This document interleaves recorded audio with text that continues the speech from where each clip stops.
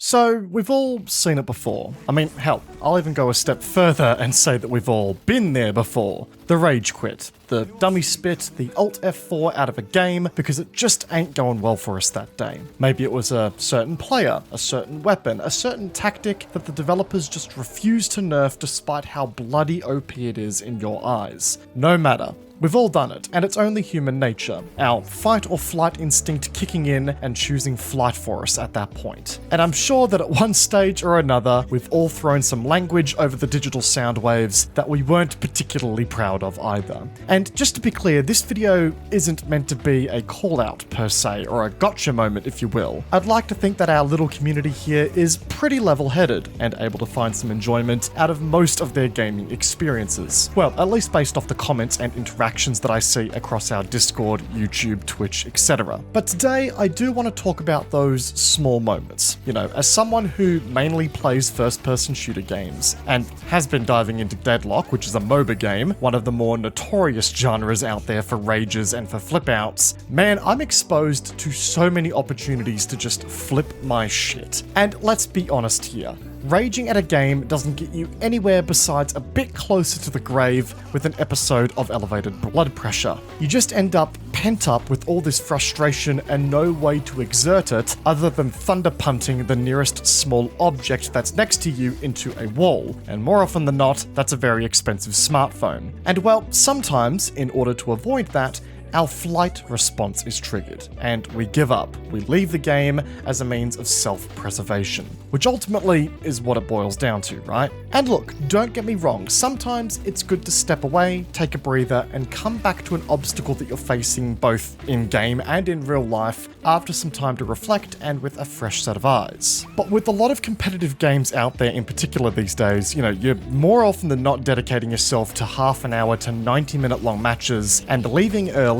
not only holds a mechanical punishment for yourself, such as a ban on matchmaking for some time, but it also leaves your team a man down and only punishes them for your outburst. Absolutely no one wins in those situations, and sometimes you really just need to stick it out and ride the wave. Which is why I'm also going to posit here for a moment as well that, well, the biggest punishment to come from a rage quit, or even just tilting in a game because of something in the moment, is that it potentially robs you of the greatest moments of triumph and the greatest moments of learning that gaming can ever present you. To set the stage for this, I actually want to draw an example from a game that I recently had in Deadlock. I was playing Bebop, and I'm not gonna lie, I was memeing a little bit. I was trying out the double bomb build, which is renowned for being a little weak at the start, and I was admittedly feeding the enemy team something fierce in the laning stage. I wanted to try something new, and it really wasn't working initially because I was struggling to adopt my playstyle to it. Anyway, it's safe to say that my team was getting a little bit toxic, not gonna lie, so the tensions were already high as it was. And then, well, our Abrams just up and left out of nowhere. Now, in my experience so far with Deadlock, if one person leaves in a game, everyone leaves as soon as the game deems you are able to do so without further penalties. Typically, people don't want to sit through a game when they're at a massive disadvantage for team fights, especially in a game like Deadlock, so why would they? So yeah, I was gearing up for a landslide of players on my team, for the game to end prematurely, and quite frankly for me to never touch this build again because, well, clearly I don't know what I'm doing with the double bomb Bebop. But believe it or not, that moment never came. Everyone in our team stayed, we pulled it together, I started to learn Bebop and the build a little bit better, and even in a 5v6 situation, we bloody won the game. You see folks, it actually ended up being one of my best Deadlock games that I've played so far. It made for an incredible underdog story, and even a bit of a story of how a random group of lads ended up working together despite being at each other's throats for the beginning of the game. But most importantly, it also served as a great learning opportunity for myself in learning how to play the Bebop build that I elected to try, all of which I wouldn't have had the opportunity to experience if I just decided to leave off the back of our Abrams leaving as well.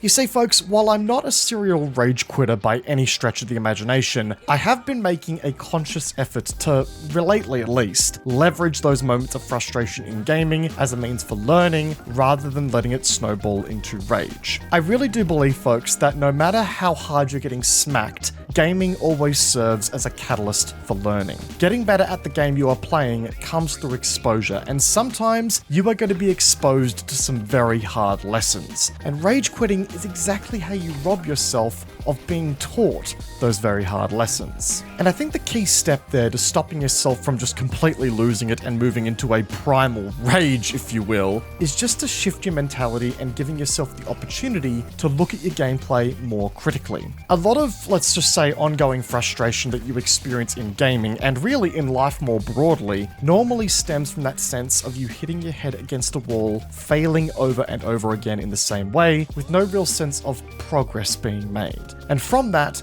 we often jump to the same conclusion. They're hacking, or this is bullshit, yada yada yada yada. And while it can be all too easy to identify that shortfall in your thinking in retrospect after you have stepped away from the rage quit and have gone, yeah, maybe that wasn't my best episode, learning how to pick up on that mid-game and amid the action when the emotion is at its most raw presents an incredible opportunity to learn and to action those learnings in the moment. And look, while that moment of reflection may not change the outcome immediately, you're still taking notes, working on your gameplay, making little footnotes as to where you have and haven't gone wrong that will eventually see you beat that seemingly Herculean task once you put it all together. Your mistakes are freshest in your memory the moment they happen. Being timely in how you think about the challenge before you and where you're going wrong in your interaction with it is also giving you the greatest chance possible to overcome that. And while I think we should also acknowledge that gaming is meant to be fun above all else, there should always be a level of expectation that in some games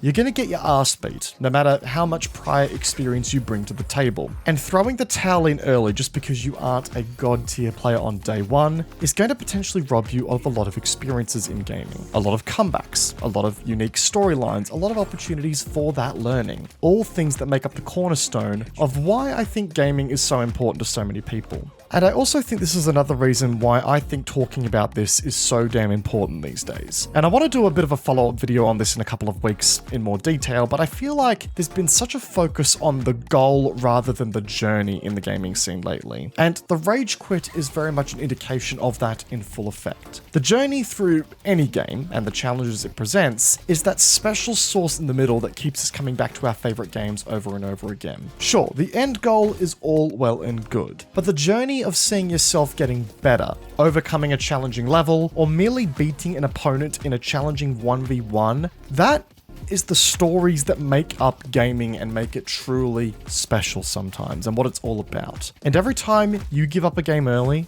you rob yourself of that journey. And that to me is just the biggest crime of giving up early in games these days.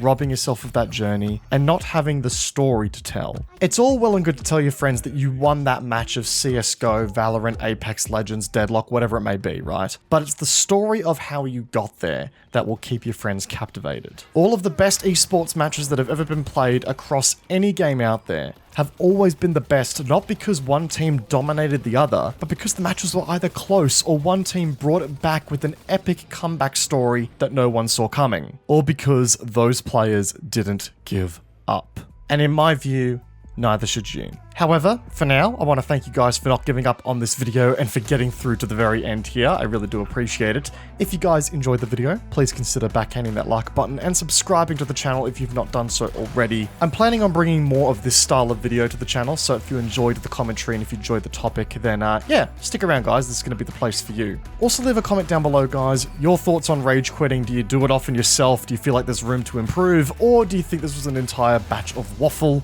Let me know down below. But until next time, folks, look after yourself, look after each other, and stay safe. Hope you guys have a fantastic day. Peace out, and I'll see you guys all in the next one. Take care. Have a good one.